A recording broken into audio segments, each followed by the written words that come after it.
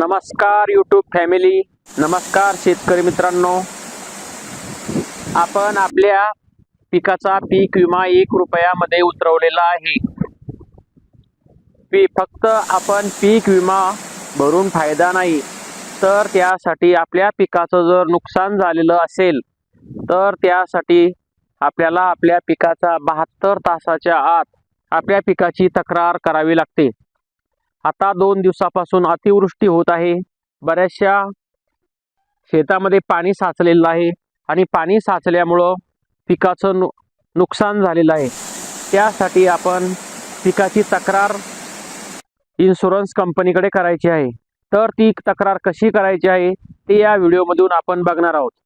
चला तर मग व्हिडिओला सुरुवात करूया. डिस्प्लेवरती जायचं आहे आणि प्ले स्टोअरवरती जायचं आहे.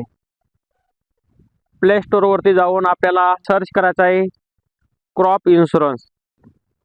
क्रॉप इन्शुरन्स नावाचं ॲप्लिकेशन आपल्याला या ठिकाणी इन्स्टॉल करून घ्यायचं आहे. मी अगोदरच इन्स्टॉल केलेलं आहे. त्या ॲप्लिकेशनला या ठिकाणी ओपन करतो. अशा प्रकारचा लोगो आपल्याला समोर दिसेल, ॲप्लिकेशन दिसेल, त्याला ओपन करा. ओपन केल्यानंतर कंटिन्यू ॲज गेस्ट या बटनाला क्लिक करा. त्यानंतर आपल्याला अशा प्रकारचा इंटरफेस समोर दिसेल. या ठिकाणी 3 नंबरचा ऑप्शन आहे क्रॉप लॉस, त्याला क्लिक करा. त्यानंतर क्रॉप लॉस इंटिमेशनला क्लिक करा. या ठिकाणी आपला मोबाईल नंबर टाका.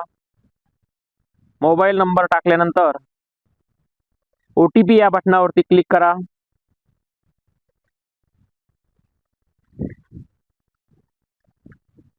आलेल्या OTP टाकून त्याला व्हेरीफाय करून घ्या.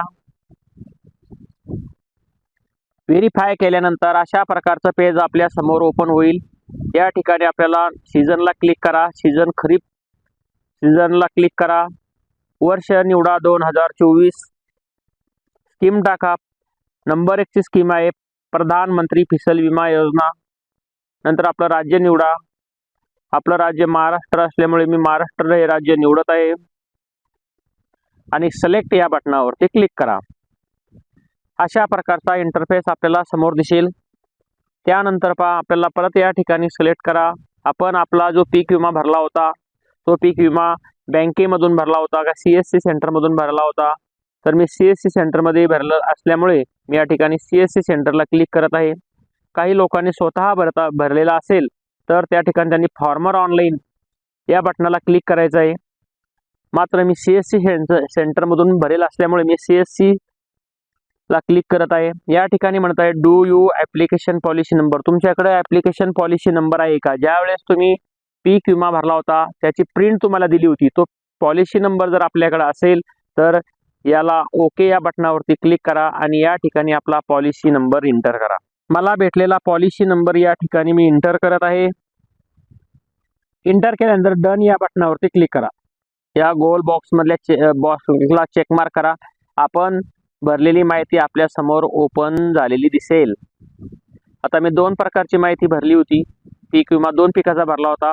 वरती कॉटनचा भरला होता आणि नंतर खाली या ठिकाणी सोयाबीन या पिकाचा पीक विमा भरला होता.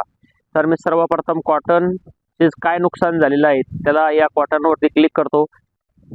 अशा प्रकारचं नवीन पेज आपल्या समोर ओपन होईल. या ठिकाणी आपलं अतिवृष्टीमुळं नुकसान झालेलं असल्यामुळे आपण इनंडेशन वरती आपल्याला क्लिक करायचं आहे. नंतर आपल्याला तारीख टाकायची आहे. 72 तासाच्या आतली आपल्याला तारीख टाकायची आहे. आपला क्रॉप स्टँडिंग क्रॉप सिलेक्ट करायचा आहे. किती टक्के आपल्या पिकाचं नुकसान झालं आहे ते टक्केवारी या ठिकाणी टाकायची आहे. या ठिकाणी मी अतिवृष्टी टाकत आहे. या ठिकाणी अशा प्रकारचा या ठिकाणी फोटो घ्यायचा आहे. आपलं पिकाचं जे नुकसान झालेलं पिकामध्ये जे पाणी साचलेलं आहे त्या आणि या चेक मार्कवरती क्लिक करायचं आहे. या ठिकाणी शेतकऱ्याचं नाव दिसत आहे, मोबाईल नंबर दिसत आहे आणि त्याचा आधार नंबर सुद्धा दिसत आहे आणि सबमिट या बटनावरती आपल्याला क्लिक. अशा प्रकारचा नंबर आपल्याला मिळेल. तो नंबर डॉकेट नंबर आपल्याला मिळेल.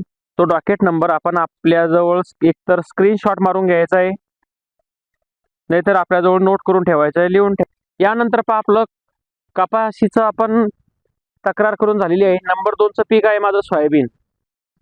त्या सोयाबीनच्या पिकाला आता या ठिकाणी चेक मार्क करायचं आहे. तशाच प्रकारची माहिती आपल्याला या ठिकाणी या ठिकाणी पिकाचं नुकसान इनंडसमुळे झालेलं असल्यामुळे मी इनंडेशनला क्लिक करत आहे. पाऊस कधी पडला त्याची तारीख आपल्याला या ठिकाणी सिलेक्ट करायची आहे. स्टँडिंग क्रॉप, कारण आपण सोंगण्याच्या अगोदर कट करण्याच्या अगोदर पीक उभं असतानाच आपल्या पिकाचं नुकसान झालेलं आहे. त्यामुळे मी स्टँडिंग क्रॉपला क्लिक करत आहे. किती टक्के पिकाचं नुकसान झालेलं आहे, तर माझ्या पिकाचं 75% नुकसान झालेलं आहे. तर मी 75% या ठिकाणी सिलेक्ट करतो आणि या ठिकाणी रिमार्क लिहायचं आहे. अतिवृष्टी, ओला दुष्काळ असे ऑप्शन आपण या ठिकाणी टाकू शकतो.